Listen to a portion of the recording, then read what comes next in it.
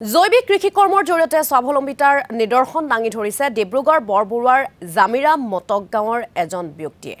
প্ৰায় 10 বিঘা মাটিত জৈৱিকভাৱে 110 বিধৰো অধিক শাক-পাচলি আৰু ফল-মূলৰ খেতি কৰি নিজৰ লগতে বহু নিবনুৱাক স্বাৱলম্বিতাৰ পথ দেখুৱাইছে সঞ্জীৱ কুমাৰ শৰ্মাই। ডিব্ৰুগড় বিশ্ববিদ্যালয়ৰ সহকাৰী পঞ্জীয়ক হিচাপে 2020 বৰ্ষত অৱসৰ গ্ৰহণ কৰে সঞ্জীৱ কুমাৰ শৰ্মাই।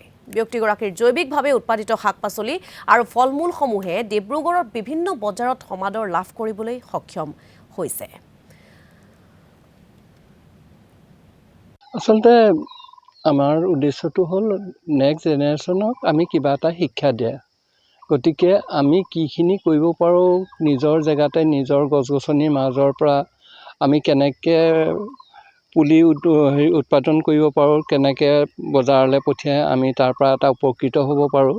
গতিকে আমি বাহিৰৰ পৰা পুলি অনাটো বা অন্যান্য পুলি অনাটো বেলেগ কথা। আমাৰ ঘৰবিলাকতে বাৰীবিলাকতে যথেষ্ট বিভিন্ন ধৰণৰ গছ-গছনি আছে। নেমুৱে হওক,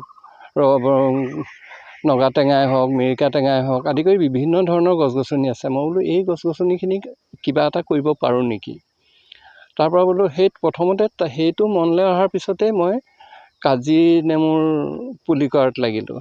তাৰপৰা দেখিলোঁ যে এটা ভাল ৰিজাল্ট আহিছে। তাৰপৰা মিৰিকা টেঙা কৰিব ল'লোঁ, নগা টেঙা কৰিব ল'লোঁ, মহানিম কৰিব ল'লোঁ, পানীজামু কৰিব ল'লোঁ। এই ধৰণে এতিয়া নাৰ্চাৰীখনে এটা সতেজ পৰিৱেশলৈ আহিছে।